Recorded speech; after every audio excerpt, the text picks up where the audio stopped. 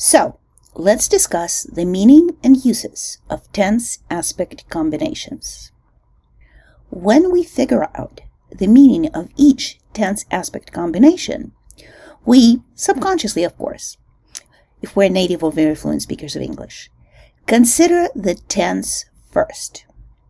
This allows us to place the action on a timeline, present, past, or future. We then consider the aspect. This allows us to evaluate the internal structure of the action. Was, is, will it be ongoing at a particular point on a timeline? Does, did, will it begin or complete before that point? None of those? Both of those? So let's look at how we understand present perfect as one example of a tense aspect combination.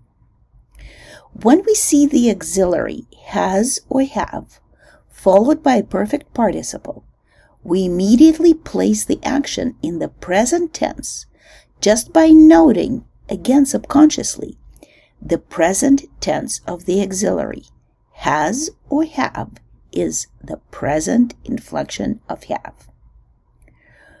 We also subconsciously interpret the combination of the auxiliary have with the form of the main verb, which is the perfect participle. And this tells us this action happened before now. Now for present tense and before for perfect aspect.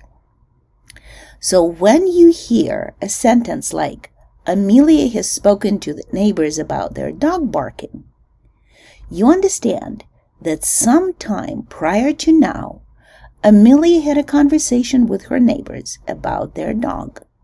The specific time of that conversation is not important, but the fact that it occurred is relevant now at present.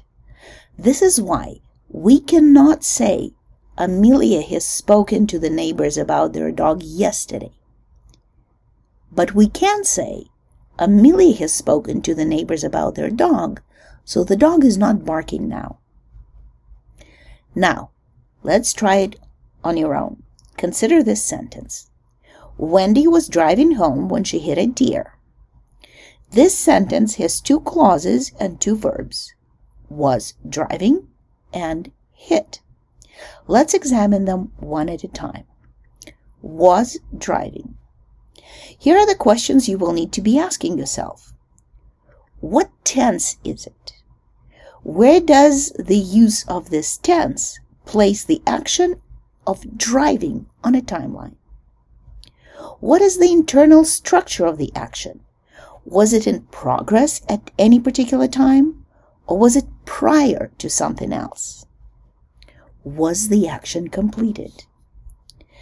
Pause this lecture if you need to think about these questions, and restart when you're ready to go on to the next verb.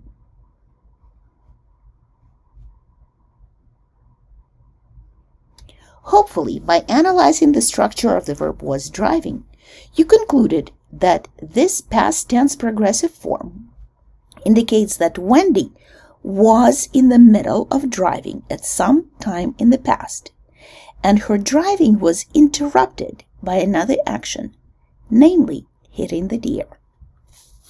So let's look at the verb hit. What tense is this verb in? Where does it place the action on a timeline? Is the action being reported as being in progress, prior to something else, or as a one-time whole event? Was the action completed?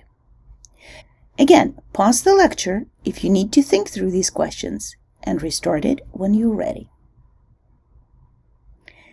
Again, hopefully you determined that the action of hitting took place in the past as a one-time punctual event that is not reported as having taken any time to develop or having happened before something else. In fact, it is reported as interrupting another action midway, the action of driving. As a fluent speaker of English, you make these interpretations subconsciously and instantaneously. But aspect does not work the same way in all languages. Some languages, in fact, do not have any aspectual morphology or the concept of the aspect in the same way as English does. It is hard for speakers of those languages to learn how to use English tense aspect forms accurately and appropriately, and this learning requires a knowledgeable teacher who understands the system well and can explain it.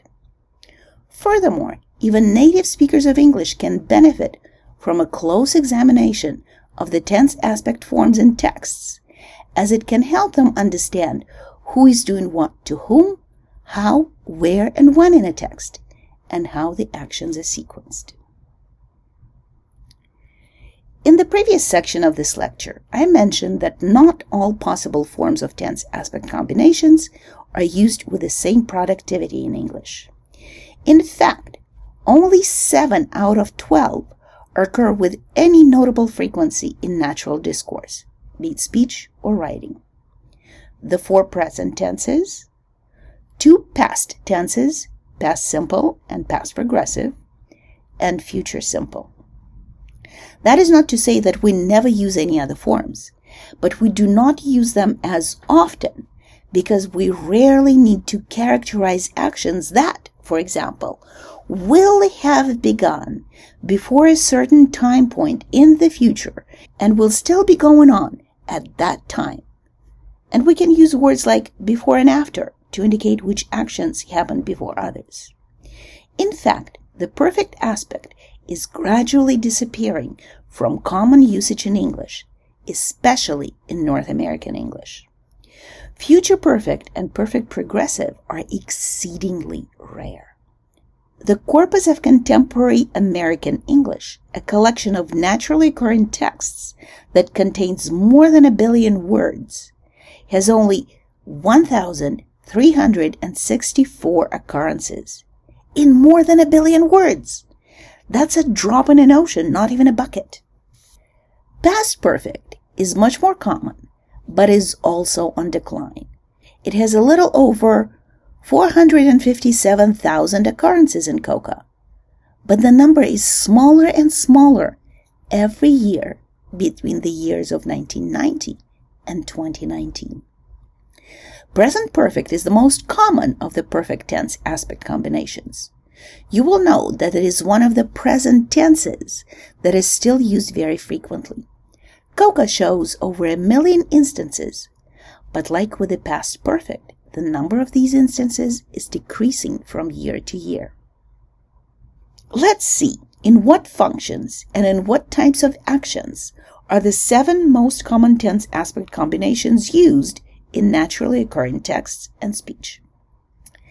We use present simple for generalizations and timeless truths. The statements of opinion, process, and in academic writing, reporting what other sources have to say on the topic. We use present progressive to describe actions we view as temporary and incomplete, or we use it for future planned actions. We use present perfect to report changes or new developments from past to present.